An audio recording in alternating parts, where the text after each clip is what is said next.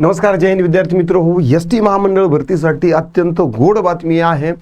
गोड बातमी म्हणण्यापेक्षा एक चांगली संधी जी आहे ना तर ती तयार झालेली आहे. आम सॉरी, मला आता नेमकं काय बोलावं, कसं सांगावं कळत नाहीये. पण खरोखर एक गोष्ट सांगतो की ही अप्रतिम दर्जेदार संधी जी आहे ना तर ती आलेली आहे आणि त्याच्यावरती आता शिक्कामोर्तब झालेला आहे की कंत्राटी भरती या 17,450 मध्ये जे लोक कंत्राटी म्हणून लागतील त्यांना पुढे परमनंटचा चान्स आहे, त्यांना गृहीत धरण्यात येईल असं ऑफिशियल स्टेटमेंट प्रतापराव सरनाईक यांनी केलेलं आहे. तर सगळी बातमी काय आहे काय नाही सगळं डिटेल तुम्हाला डिकोड करून सांगतो मी. तत्पूर्वी आपली ही जी बॅच आहे तर आता याचं जे आहे ना तर ते इम्पॉर्टन्स नक्कीच वाढलेलं आहे, कारण तुमची दोन ज्या परीक्षा होणार आहेत, ठीक आहे, एक ड्रायव्हिंग टेस्ट आणि एक मुलाखतीची परीक्षा होणार आहे. अप्रतिम अशी जी आहेत ना तर ती म्हणजे डिफिकल्टी लेवल त्याची वाढवली जाणार आहे. त्यासाठीच आपलं हे जे पुस्तक आहे हे पुस्तक आणि ही जी बॅच आहे यामध्ये तुम्हाला मुलाखत आणि ड्रायव्हर कंडक्टर याच्यासाठी जे काही तुम्हाला मुलाखतीमध्ये विचारणार आहे ते तर आहेच आहे, प्लस जर लेखी परीक्षा ठीक आहे आता यावेळेस होईल न होईल तो नंतरचा भाग आहे, पण त्याचं देखील संपूर्ण डिटेल नॉलेज आहे. आणि मला असं वाटतं की ते वाया जाणार नाही, कारण यानंतर देखील भरपूर विभागाच्या ज्या आहेत ना तर त्या ड्रायव्हरच्या भरती आलेल्या आहेत आणि येणार पण आहे. तर त्यासाठी ही बॅच जी आहे तर ती तुमच्यासाठी अप्रतिम आहे. 1 वर्ष याची व्हॅलिडिटी असणार आहे. 70 66 155 355 वरती तुम्ही रिच आउट करू शकता. जर तुम्ही पुस्तक ऑलरेडी घेतले असेल तर फक्त 400 450 मध्ये बॅच आहे, बॅच घेऊन टाका, आतापासून तयारीला लागा. ना आता येऊया या बातमीवरती. ठीक आहे, एसटी मध्ये 17,472 पदांची भरती आहे. ठीक आहे, 17,472 पदांची भरती आहे. काल जे आहे ना तर ते आपले जे मंत्री आहे तर त्यांनी हे दिलेलं आहे. ठीक आहे, परिवहन मंत्री प्रतापराव सरनाईक यांची माहिती दिलेली आहे.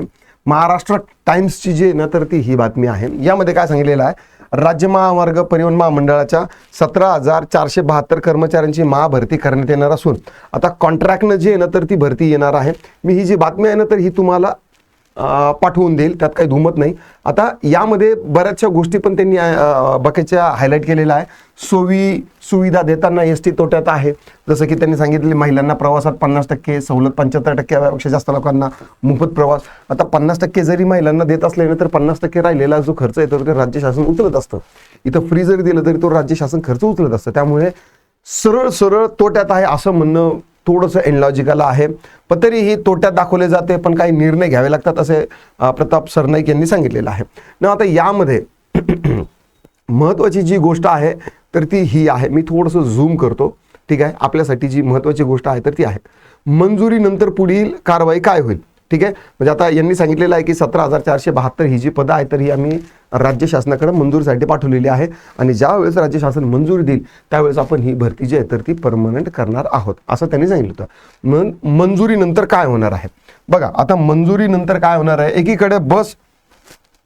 एकीकडे बस वाढत असताना चालक वाहक अपुरे पडत असून त्यामुळे चालक व वाहक मिळून 17,472 पदाची भरती करण्यात येणार असल्याची माहिती सरनाईक यांनी दिली. म्हणजे 17,472 आहे, म्हणजे 17,450 म्हणायचो ते त्यामध्ये हे होतं आणि 17,442 आहे. ठीक आहे, त्यासाठीचा प्रस्ताव वित्त विभागाकडे पाठवण्यात आला असून त्याला मंजुरी मिळाल्यानंतर पुढील कारवाई करण्यात येईल.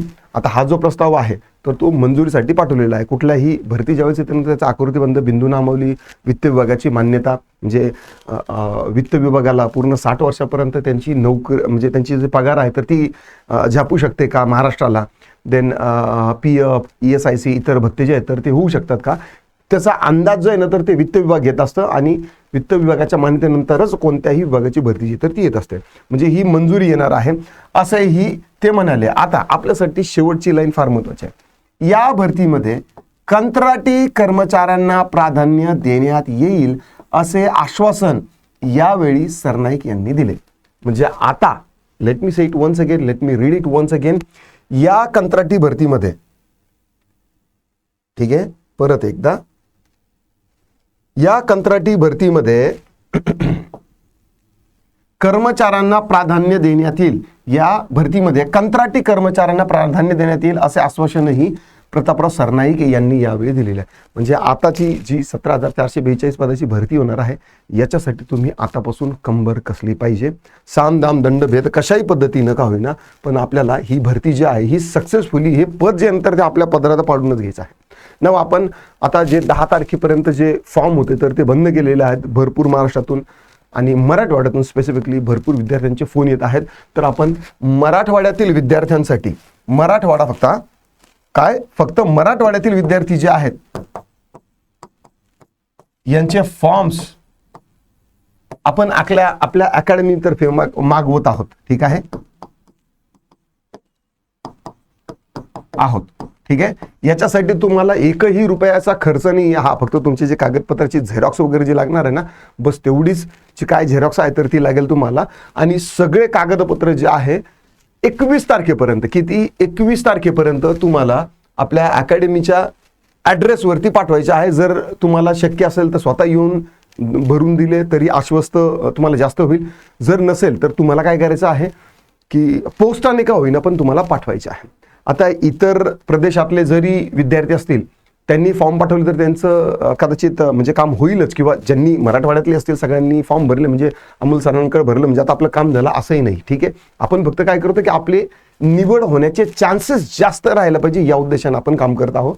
तुम्हाला फॉर्म कुठं पाठवायचे आहेत, कोणकोणते कागदपत्र लागणार आहेत, सगळं काही डिटेल जर तुम्हाला मागवायचं असेल ना 7066 155 355 या नंबरवर काय करा की मला मेसेज टाका, सर डॉक्युमेंट कुठे पाठवायचे आहे, कागदपत्र कुठे पाठवायचे आहे, मला कागदपत्राची आणि पत्ता सांगा, मी पोस्टानं पाठवून देत आहे.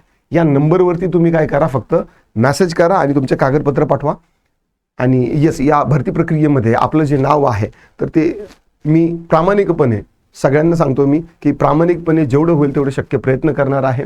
आणि येस, आपले जे श्रीकांत भारतीय जे आहे अमरावतीचे, तर त्यांना देखील आपण आता लवकरच भेटायला जाणार. तसं मी त्याविषयी तुम्हाला देखील एक विशेष आवाहन देखील करेल. त्या दिवशी जितक्या जास्त संख्येने आपल्याला जमता येईल, आपली एकजूट जी आहे तर ती दाखवता येईल तेवढा प्रखरतेने.